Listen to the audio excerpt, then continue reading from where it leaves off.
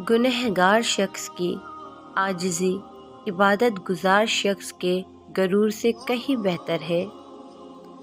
قرآن کہتا ہے، دلوں کا حال تم سے بہتر تمہارا اللہ جانتا ہے۔ تنہا ہار جاؤ لیکن سہاروں کی عادی نہ بنو۔ جس کو اللہ مل گیا اس نے کھویا ہی کیا، اور جس کو اللہ نہ ملا اس نے پایا ہی کیا۔ قدرت کا ایک بہت انوکھا اصول ہے، جب آپ کسی کی جڑیں کاٹتے ہیں تو آپ کے اپنے درخت پہ پھل لگنا بند ہو جاتا ہے۔ اندھیرا کتنا ہی گہرا اور مضبوط کیوں نہ ہو، روشنی کی ایک چھوٹی سی کرن سے ہار جاتا ہے۔ اپنی امید کی جگنو کو زندہ رکھیں۔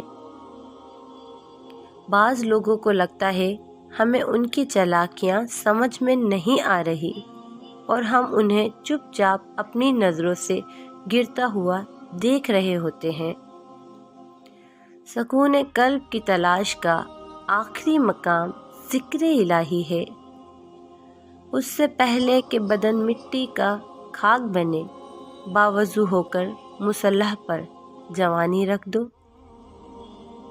مجھے بہتر کی تمنا تھی اور مجھے بہترین سے نوازا گیا۔ عزت تو سب کو چاہیے، مگر لوگ واپس دینا بھول جاتے ہیں۔ اخلاق بھی رزق ہے جو قسمت والوں کو ملتا ہے۔ کوئی دن ایسا نہیں جب میں نے رحمان کو رحیم نہ پایا ہو۔ خدا کرے ہماری قبریں ہمارے بستروں سے زیادہ آرام دہ ہو، آمین۔ ہر تعلق کی پہلی اور آخری شرط وفاداری ہے۔ پاک ہے وہ پروردگار جو عیبوں کو چہروں پر ظاہر نہیں کرتا۔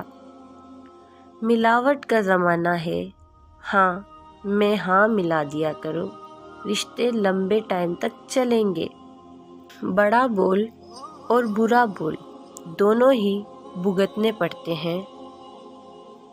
ایک قطرہ ہی سہی مجھے ایسی صفت دے دے مولا، کوئی پیاسا جو دیکھوں تو دریا بن جاؤں۔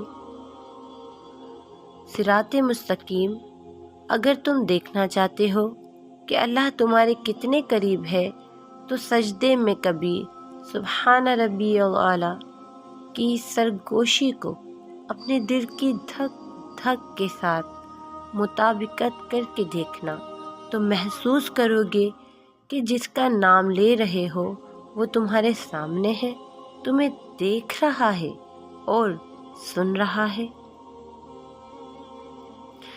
دل بے چین اور اداس کیوں؟ صرف مال کی کمی، ضروریات کے پورا نہ ہونے اور محبتوں کے چکر میں ہی دل اداس نہیں ہوتے، بلکہ اللہ کے حق میں کمی کرنے سے، نمازیں چھوڑنے سے، قرآن کو نہ پڑھنے سے، خیانت کرنے سے، یہاں تک کہ گانے سننے سے بھی دل کا سکون رخصت ہو جاتا ہے۔ ایک بے نام سی بے چینی رہتی ہے، اس بے چینی کی جڑ ہی اللہ تعالیٰ سے دوری اور اللہ کو یاد نہ رکھنا ہے۔ یاد رکھو، صرف اللہ کے ذکر ہی سے دلوں کو اطمینان نصیب ہوتا ہے۔